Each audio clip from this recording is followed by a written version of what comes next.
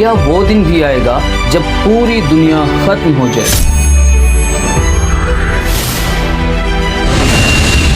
آسمان پھٹ جائیں گے اور زمین میں دراریں ہی دراریں ہو جائیں گی، اور دریائے فرات اپنے خزانے اگل دے گی، اور دنیا میں ہر گناہ عام ہو جائے گا۔ کیا ایسا دن بھی آئے گا؟ بے شک زمین اور آسمان، انسان اور جنات اور دنیا آسمان ہر چیز فنا ہو جائے گی، صرف ایک اللہ کے لیے ہمیشگی اور بقا ہے۔ دنیا کے فنا ہونے سے پہلے چند نشانیاں ظاہر ہوں، یعنی آدمی زمین میں دھس جائیں گے، ایک مشرق میں اور دوسرا مغرب میں اور تیسرا جزیرہ عرب میں، اور دیکھا بھی یہی جا رہا ہے کہ دنیا کی تمام جگہوں میں زمین کے اندر دراریں پڑتی جا رہی ہیں، زمین پھٹ رہی ہے۔ اس کا مطلب کہ نشانیاں پوری ہو رہی اور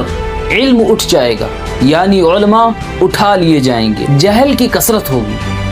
لوگ جہالت میں پڑے ہوں گے، علماء کو جہالت میں گھسیٹ کر لے آئیں گے، اور جاہلوں کا ہی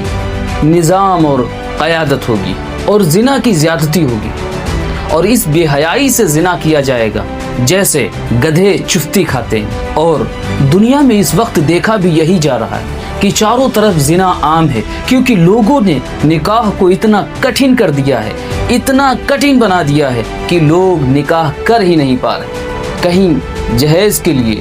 اور کہیں جات پات اور رشتہ داریوں کے لیے۔ آج کے دور میں دیکھا جائے تو زنا کرنا آسان اور نکاح کرنا بہت مشکل ہے، کیونکہ نکاح میں تمام طرح کی مانگ ہوتی ہے اور زنا میں کوئی مانگ نہیں، بڑے چھوٹے کسی کا بھی پاس نہیں ہوگا۔ اور آج کے دور میں یہ دیکھا جا رہا ہے ایک بڑا بھائی اور چھوٹا بھائی ایک دوسرے کو مارنے پر تلے ہوئے، مرد کم اور عورتیں زیادہ ہوں گی۔ اور اس دور میں اگر دیکھا جائے تو عورتوں کی تعداد ہر جگہ پہ ہم کو زیادہ نظر آتی ہے، یہاں تک کہ ایک مرد سرپرستی میں 50 عورتیں ہوں گی، اور ایک بہت بڑا فتنہ ہوگا، یعنی علاوہ اس بڑے دجال کے 30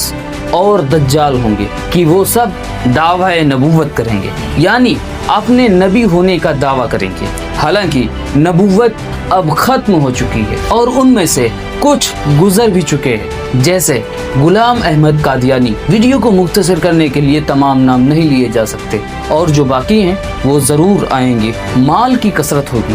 اور نہر فرات اپنے خزانے کھول دے گی، ملک عرب میں کھیتی اور باغ اور نہریں ہو جائیں گی۔ اگر یہ ویڈیو آپ کو پسند آئی، ہمارے چینل کو سبسکرائب ضرور کریں، اور اس کا پارٹ 2 دیکھنے کے لیے کمنٹ میں ضرور لکھیں۔